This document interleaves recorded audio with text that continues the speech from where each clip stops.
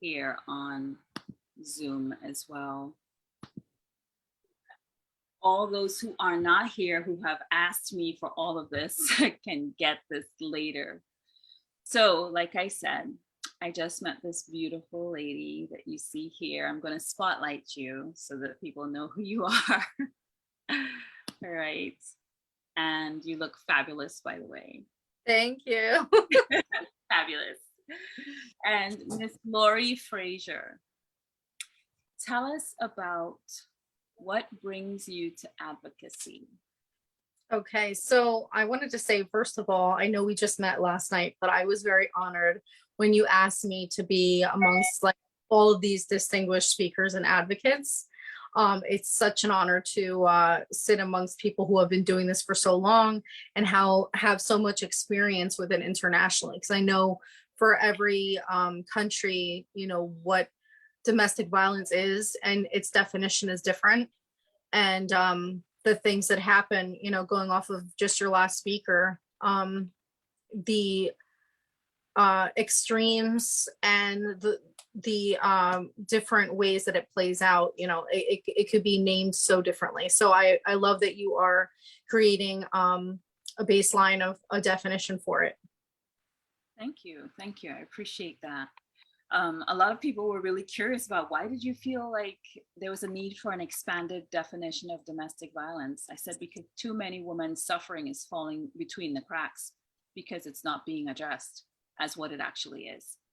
Exactly. And, you know, we would think that 2021, there is something to be understood that domestic violence is not only the physical, but the mental, which lasts a lot longer and is hard to overcome and sometimes leads to death in itself by way of suicide. So, you know, I definitely think there's still a need for us to define it and keep redefining it because it's going to change over time because social norms change. Correct. Very, very, very true. So tell me, when I discovered you yesterday, you were in the midst of a really beautiful, powerful empowerment speech. And I feel like this is an appropriate conclusion to the summit. Do you have the material that you shared yesterday with those individuals? I would be happy to have you recount that for our audience here today. Okay. I was going to say, do you mind, just so you can kind of get a background of like me explaining my experience first, I was going to actually give those tips in the end, because I feel like if you understand the background, you understand why I included certain tips. Absolutely. Absolutely. Yes, please. Okay, great. Yeah. So I am a survivor of childhood domestic violence and also relationship domestic violence as well that happened after the initial abuse. And I think that there's such an importance in treating every case differently because it's the matter of life and death. You know, sometimes we want to push the victims to follow a specific way of going about it when really they are the only ones who know their abusers the most. So I think trusting the victims is really important to the approach you take in exiting the situation, and also helping the victim as well afterwards.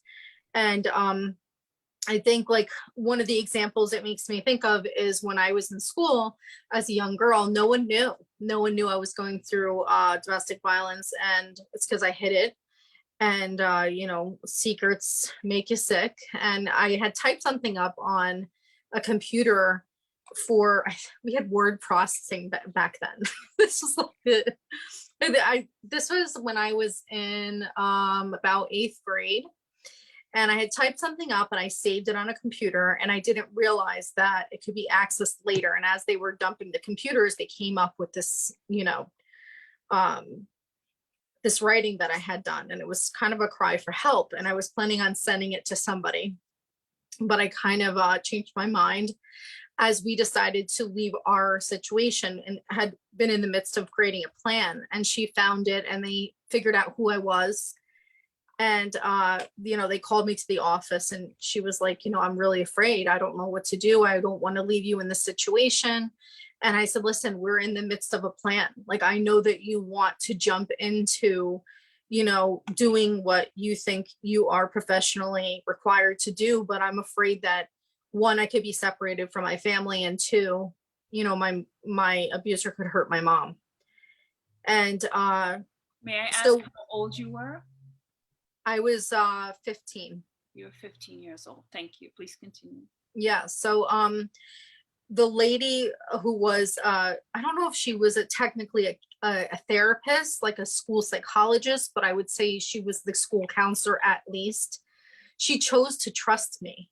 And she said to me, what I'm going to do is I'm going to trust you, and I'm going to check to see if you're enrolled in the school year next year. And if you're not enrolled, then we're going to have to proceed with, coming up with a plan to address this. And I said, trust me, we're already packing, like it's happening.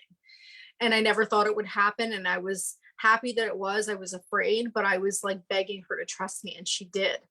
And I think that we need to have more interactions like that in all the ways that we try to help children and victims this level of trust, because again, we don't know.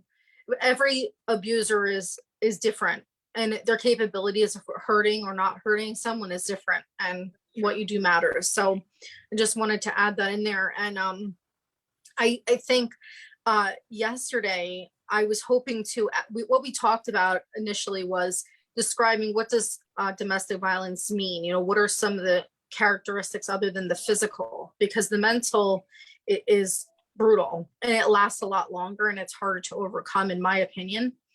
And my hope was to not only provide resources and come up with that definition and create survival plan to exiting domestic violence, but also just to provide an example, which is myself, of someone who came out of it in a positive way, someone who came out of it not having struggled with abuse, not having ended it in, suicide, not having become a statistic. And you don't have to become a statistic. And it's very hard not to. It's extremely hard to break cycles. I'll tell you that. I struggled all along the way, but it's possible. And, I was also in a situation where he was an alcoholic as well. So I never had problems with substance abuse. I never had problems with criminal behavior or any of that. And I kept striving to fight against becoming like that, repeating the cycle, and I committed to it. And I would say that you have to, as your speaker said, I forget his name now, the guy. Charleston Gaines. Yes, thank you. It really requires you to be strategic, emotionally intelligent, and resourceful. I think when you go through abuse and neglect, especially, and you have all of this fear and anxiety, and you don't ask for help when you need help. So you kind of have to find those answers yourself. You become really resourceful and savvy. And that really played a big role in me not becoming a statistic, is finding the answers. Like, I don't know how to do this, but I'm going to figure it out. I'm going to ask questions. I'm going to, talk to people and just figure out how to become bigger than what it was, using my pain for my purpose. And out of, I just kind of made some notes, so I'm sorry, I'm just kind of going down. I would say my mindset as a young child and how I kind of survived it then was to disassociate with the situation, was just to envision and visualize myself after the abuse. What was I going to do differently? Who was I going to become? And I kind of was very stubborn, in my approach to not repeating the cycle and doing everything that I was told I wasn't capable of. And it was empowering then. I didn't know, that would be such a contributing factor, but it really was. And in psychology, it's a form of survival, is disassociation. So it was like my way of surviving the trauma. And but I also struggled a lot, you know, with, and I mentioned these struggles because sometimes with escaping domestic violence, we don't realize how important it is to pay attention to the signs that kids are exhibiting that come from the abuse. Which for me was, you know, I was having trouble paying attention in school. And these things my teachers told my parents, you know, but I don't think my mom ever really connected the dots to realize that it came from those, you know, places. Because, you know, I wasn't sleeping at night. I was being woken up by, you know, the fighting and the cops and, you know, different things that were happening. I wasn't getting proper sleep. I wasn't paying attention in school. I struggled with that, and having overwhelming feelings of anxiety and fear, and depression, and just being terrified to bring home less than an A+ because perfectionism was part of the control and the abuse. Yeah. So, you know, navigating that was hard, but again, the resourcefulness really helped me a lot. And so I think we should pay attention to it by providing mental health and therapists, and having a support system and healthy models and mentors after you exit that abusive, or even during, if you can possibly, during domestic violence situations. I saw a school psychologist for a very short period of time before he found out, and then I wasn't allowed to go anymore.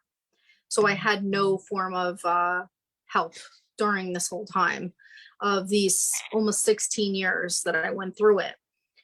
And may I ask, sorry, sure. Apologies for interjecting, but thank you for understanding. I just want to clarify for the audience who are watching, how did he find out so that people don't make the same mistakes with I don't know. Okay. And, you know, he used to tell us that he had people watching us, which was another level of anxiety, because when you feel like people are watching you, it creates paranoia. Of course. And although he was lying, people weren't really watching me. I was a child. When you're a child, you believe your parents. You know, you don't have a way of determining what's truth and what's false. And that's what's so confusing too about going through the childhood abuse factor, is that you're trying to navigate your way through life with no coping mechanisms and no awareness. You're a kid, you know, it's like, that's all you know is what your parents tell you. If they say the sky is purple, it's purple. That's true. And even the models for healthy behavior, that is interrupted, right? The models that we need to show us how we should be as healthy adults, right? We don't get that. I mean, Gabor Mate talks, he's a therapist. He talks a lot about how the first 2 years, I mean, in psychology, they teach you the first 7 years are the most important years that shape how you deal with life for the rest of your life. And he talks about how the first 2 years and the bonds that you create or don't create with your parents affect everything. So imagine the first 16 years of my life, I was dealing with all of this stuff. So then even after leaving the abuse, I had to spend another probably double that time unlearning unhealthy behaviors and understanding what's normal and what's not, and how I was re-abusing myself, and also what led really into getting into other relationships. They say that, you know, victims of adult domestic violence that get into relationships themselves are often ones that suffered at home in their childhood. And I thought that would never happen to me. And I didn't realize that although the abuse was more subtle, it still was a form of abuse in certain relationships that I was in, with the demeaning behavior and the language that was used and the narcissism and different aspects of the abuse that I didn't see until, I don't know, 10 years after I dated the person. So, and also work, but what I wanted to say too is what we don't realize is these things can also bleed into our work life experience. That I didn't realize I was working in an environment where I knew it was unhealthy, and I knew it was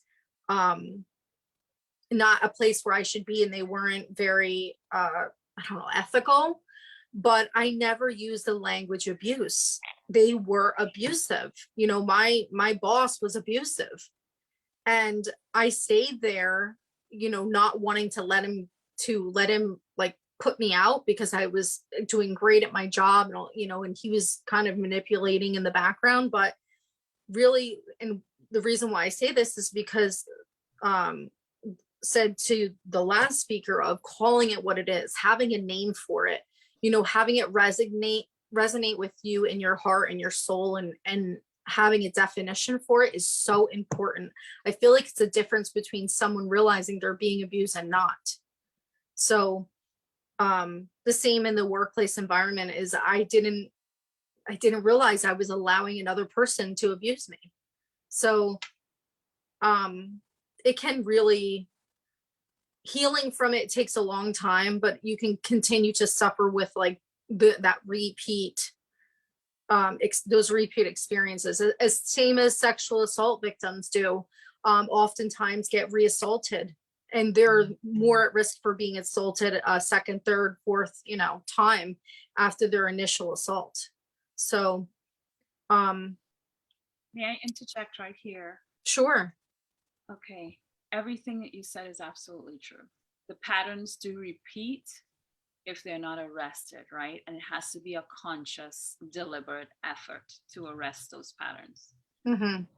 I'd like to just step back a little bit so that people understand, because right now we're looking at you as an individual and you're sharing your story of now, right?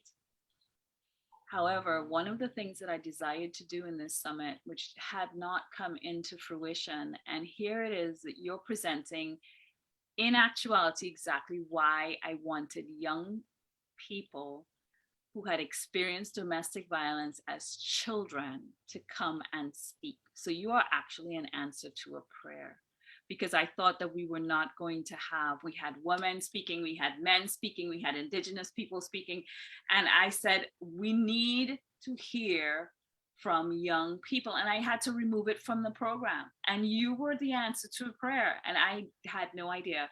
So could you please take us back and let us know, when was your earliest memory of the domestic abuse within the household for you? We don't need to know the actual details. I just need to know how young you were. I think I was probably about, I don't know if I was about 3 or 5 years old. Okay, so somewhere between 3 and 5 years old. Yeah. And what kind of feelings, just knowing back then what was happening, what kinds of feelings came up for you as a child, 3 to 5 years old? Fear, confusion. Believe it or not, as young as that age, kids oftentimes know what's going on. They know that things aren't right, innately. And I always say too, you know, part of what my mission is ultimately is to create workshops to help people. And I started with this Clubhouse platform because there's so many people, you know, there that you can connect with. But what I always say in those rooms is that we have a knowing. You know, we have a gut instinct that actually scientists are starting to try to come up with scientific proof of cells and, you know, parts of the body that prove this instinct is a physical thing. It's not just a mental thing. It's more of like, it's really truly is like a gut feeling, like in your stomach, like you know that you know that you know. And children go by body language, they go by tone, they go by that gut instinct. And we underestimate how much children understand by way of those cues, what is going on and what shouldn't be going on. And I knew at a very young age that certain things weren't right. And it's funny because there were a lot of times where I didn't know until I went to other people's houses, you know, that things weren't supposed to be as they were in mine. And that's the confusing part, is what is normal, you know? Correct. A follow-up question. So Sure. you were very young. It continued all the way through 15. Yes. Mhm. When Yeah, I was like like a couple weeks away from my 16th birthday, so say 16 years ish.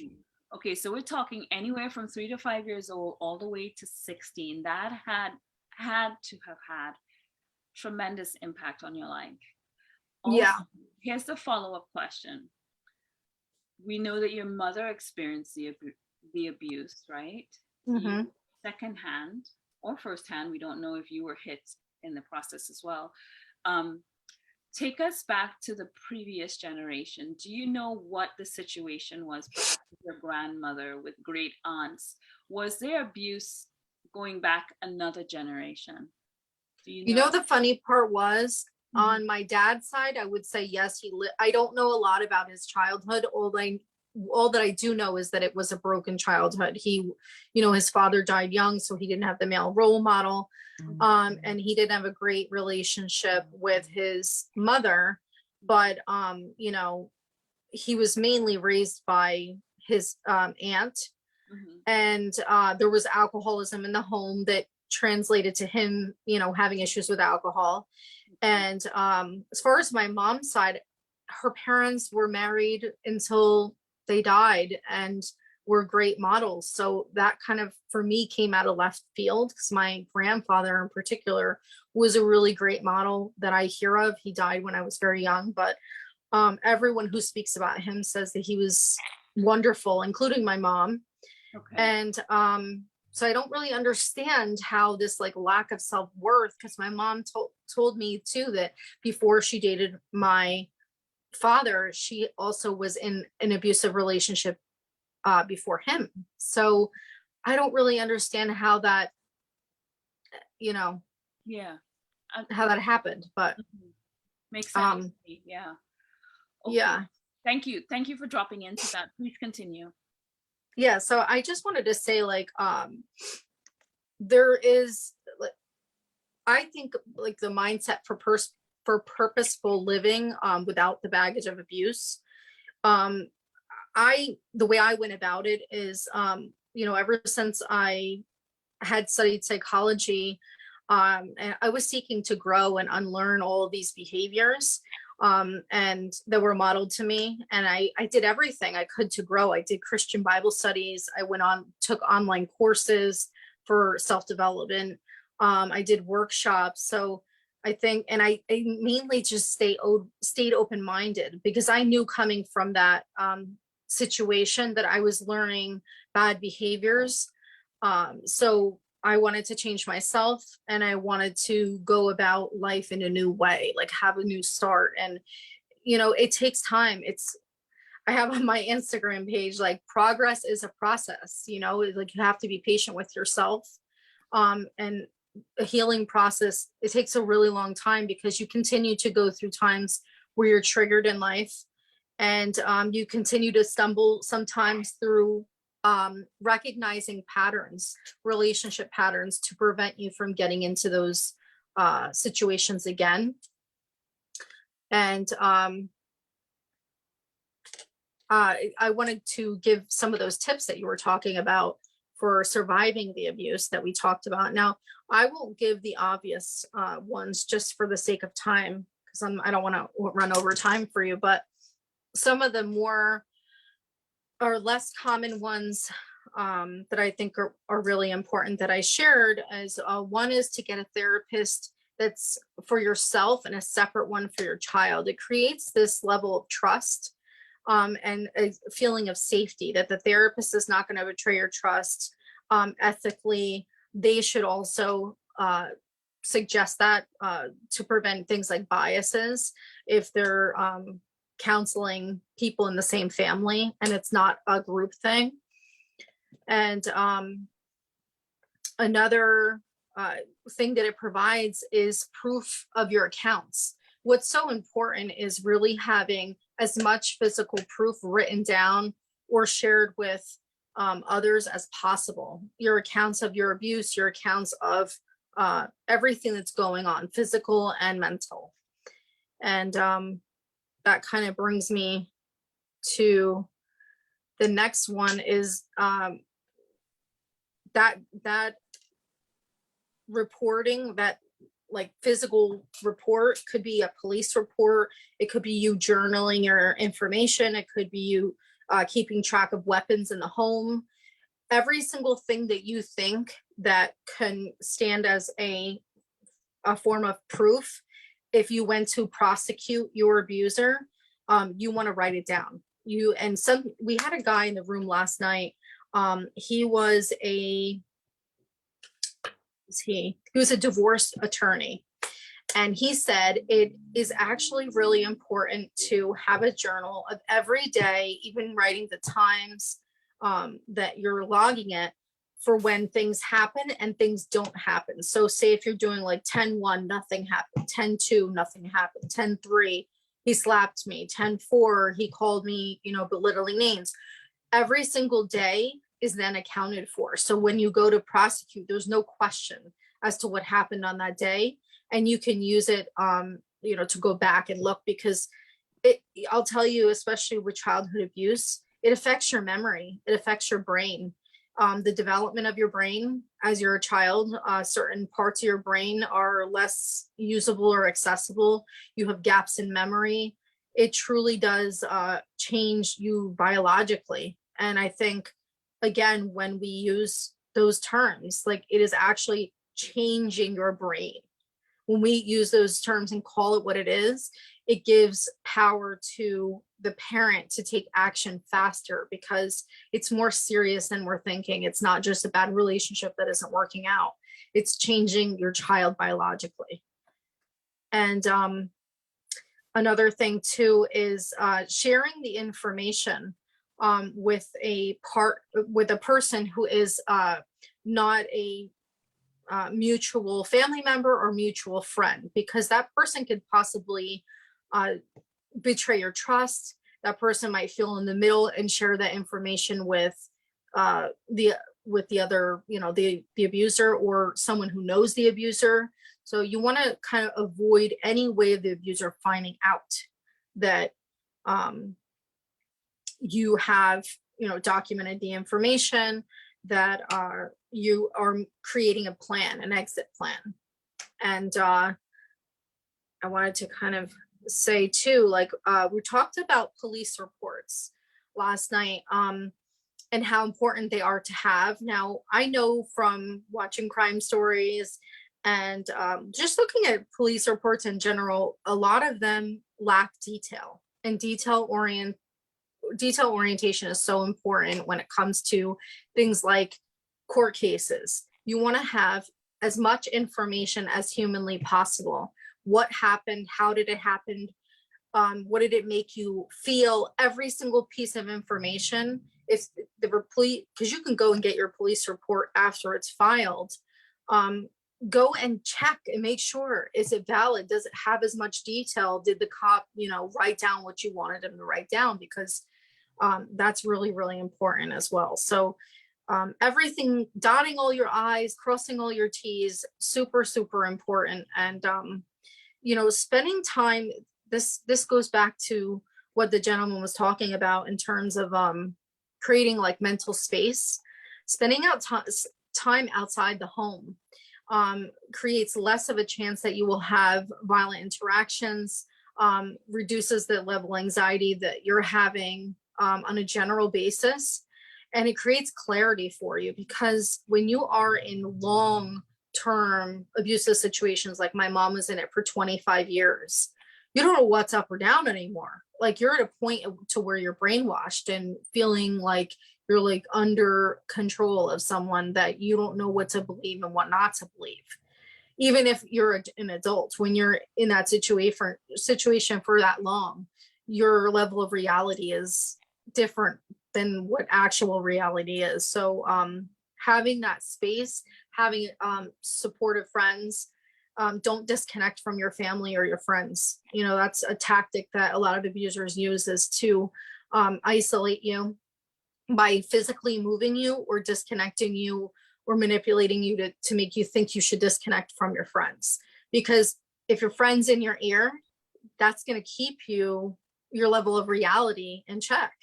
And, I've been in the situation where I've helped friends that were going through domestic violence situations.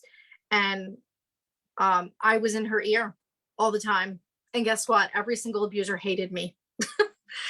Absolutely hated me because I was advocating for her.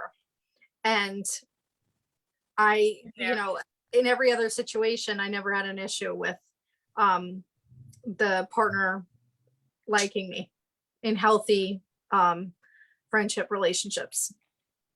So those are just a couple of the tips. Take pictures of violence.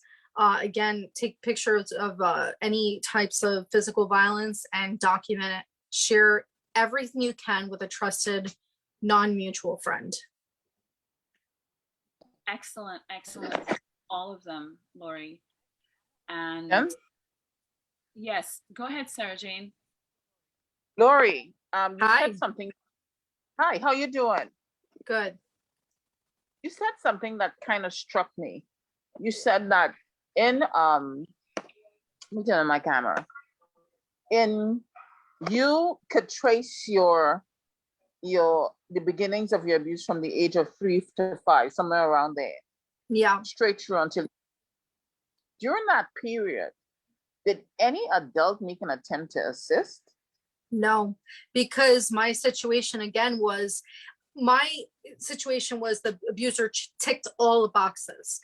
Isolated, there was no contact with, I didn't know my aunts and my cousins, and we would have occasional visits, but to the point where I didn't even remember their names. So my mom was not being like very forthcoming with telling people that the abuse was happening. So she was hiding it because she was afraid.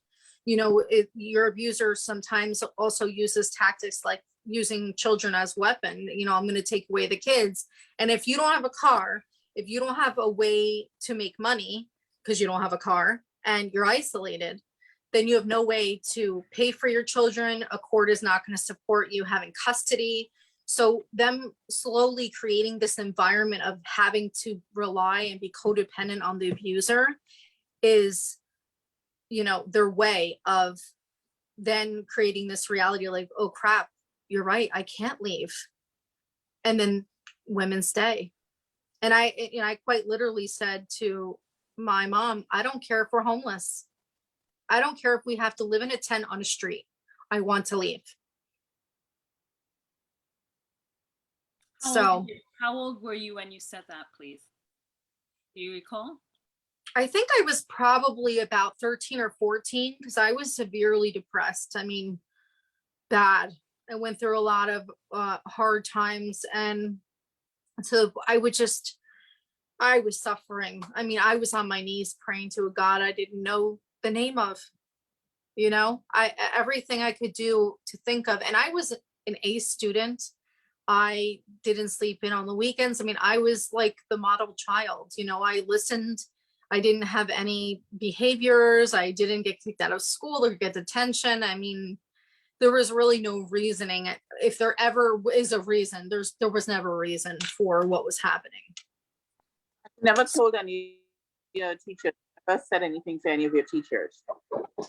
I never said anything because I was terrified. And one of the points actually I wanted to make was that I feel like there is, again, like what I struggle with is language. When people are using inappropriate terms or language for how we should be and how we should raise girls and how we should come out of trauma and become survivors as being fearless. Like no one is fearless. Every single person experiences fear about things in their life.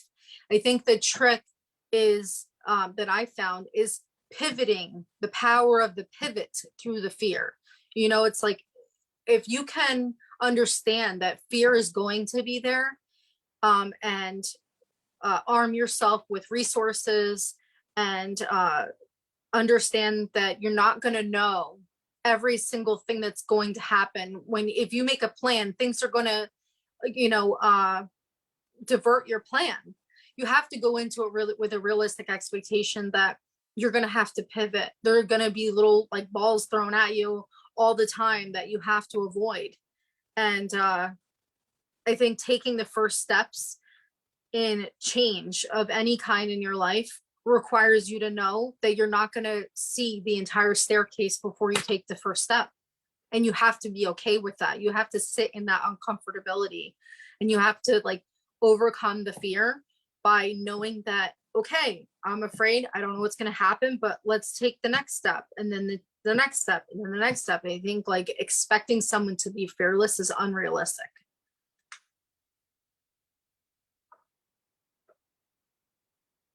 And I know, because fear stopped me from doing a lot of things in life to protect myself, to advance myself, you know, all of these little like things that we have to unlearn.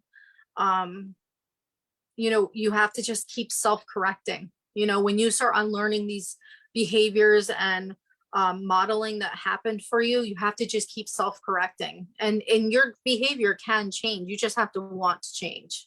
You have to be okay with understanding that perfectionism doesn't exist, and self-correction and growth, it should be the goal. I completely agree. And I just wanted to circle back to one thing that you did say earlier, slightly earlier. You talked about the fact that you were a model child and a model student, and you ensured that you did everything right? So that, because you don't, as children do not wish to rock the boat.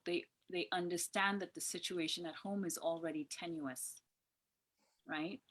And many times children blame themselves for the things that's happening to their parent. And they want to ensure that they mitigate that even as children. It's not a sophisticated thought, but they think, maybe if I were more perfect, maybe if I did more things right. Yeah. So Yeah. that is normal. And I just want to let people know that that is a very, very normal response. Okay. Whoever's listening. And even if you know that it's not your fault, like for me, I knew it wasn't my fault, but I think my issue was I was always struggling to earn the love of my parents. Something that should be a given. Yes. Because when you teach perfectionism and control and unworthiness to a child, they will always act to earn their worth.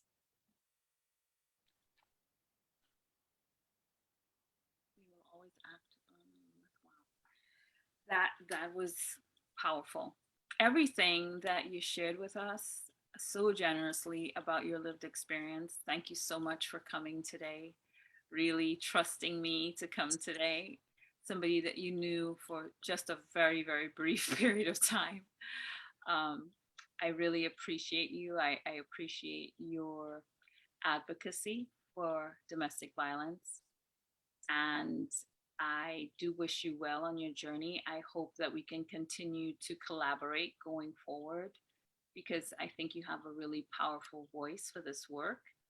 And I know that everything that you wish to bring to the world to aid in this fight is going to help all of us in the long run benefit. Okay. Yeah, thank you so much. I think you know, all the things that I was told, I was laughed at when I said that I wanted to be a psychologist, and who would want to counsel me, and you know, all that unworthiness. And I'm the first to graduate in my family, college graduate of my family. I'm first to own almost now soon to be 2 businesses. So I'm the first to do a lot of things because I pushed, because I was stubborn about it. I was going to do it no matter what. I am so proud of you, and that is just from the bottom of my heart. I'm very proud of you for how far you've come, and that you did not give up, okay? And continue the fight, not just for yourself, but for others too. Tell us. Absolutely. If anybody wanted to get in touch with you to find out a little bit more about what you do or how they can support you, if they even want to collaborate, anything like that, how can they do that? Can you share with us? Sure, I can give you my my email address, and I'm also on you know, all the forms of social media pretty much.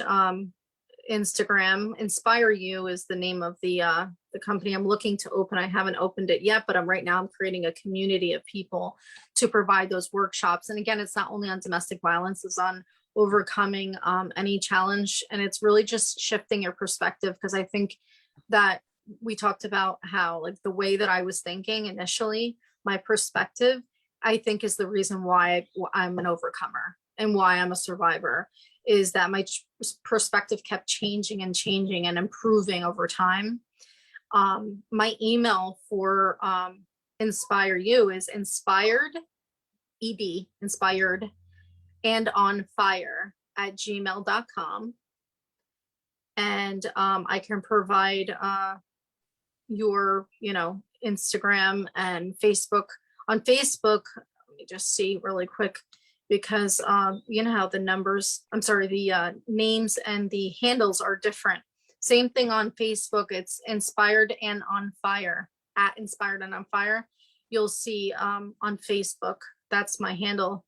Unfortunately, sometimes people take the names and they can't be consistent. But if you want to email me, I can provide you with any of the handles, and you'll see me on Clubhouse too, if you're a member of Clubhouse.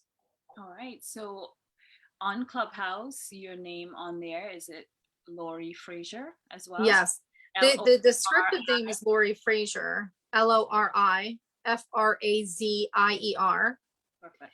And I think the name below, is that how they would find you, or is it by name? Usually, because you know how you have the @ sign, like for me, it's @inspire1015. Okay, so @inspire1015 or @Lori Frazier on Clubhouse, on the Clubhouse app, available throughout the world now. So thank you so much for being with us. Deep bow of gratitude for you being here and all that you shared. We have approached the end of this very innovative, unexpected summit, where we're centering BIPOC individuals around decolonizing trauma. And we also wish to look at it from a decolonizing approach as well. So I appreciate you being here. I just wanted to share a few final thoughts around everything that we went over in this summit. This organization, WITSI, has grown to become an international social impact organization led by indigenous survivors, servant leaders who serve victims, survivors, thrivers, overcomers, and all who have survived all types of big T trauma. Specifically, some of the bigger ones are sexual violence, domestic violence, coercive control, female genital mutilation, gender-based violence, femicide, homicide, human trafficking, and sex trafficking. We at WITSI profoundly understand the unmet needs of survivors and have developed a unique organization that bridges the gaps in services between emergency shelters, direct service providers, governmental agencies, academic institutions, businesses, and the international community at large. We strive to resource survivors around mental health services and trauma services. We at WITSI position ourselves as a conduit of connection for the long term. We are in this with survivors for the long game. We understand that the grief, loss, anger, recovery, rebuilding cycle does not end when the performative programs are out of money, when the time is up for services, and when some other systemic barrier is reached for mental health services. WITSI offers uniquely designed programs that are primarily educational, based on trauma-informed approaches. We use intense empirical research and culturally sensitive derivatives based on ancient wisdom for all of our indigenous populations throughout the world. We truly seek to heal 7 generations forward and back for all whom we touch. We seek to educate and empower all survivors, helping them all to rebuild even from scratch, because we understand how survivors' foundations can be shattered and how they need to be rebuilt stronger than before. WITSI provides a scaffolded program of trauma recovery education. We also, by extension, extend our assistance to any partners, men, families, allies, and supporters of survivors through our unique 360-degree connective international resources. Thank you all for being with us these 3 days. This has been a transformative experience for me and for many of the individuals who attended with us on Facebook, on Clubhouse, and live in our Zoom room. If there are any final thoughts, and we will adjourn at this time. I'll just give you a minute for any final thoughts. When is your next summit? Excellent, excellent question. Our next summit, usually we have 2 each year in April and October. So in April, it would be our Sexual Assault Awareness Summit. And that will be in April, more than likely the last weekend in April. Thank you for asking. That's awesome. Yeah, I have some experience with that as well, unfortunately. If you need someone to speak on it, I would be welcome to.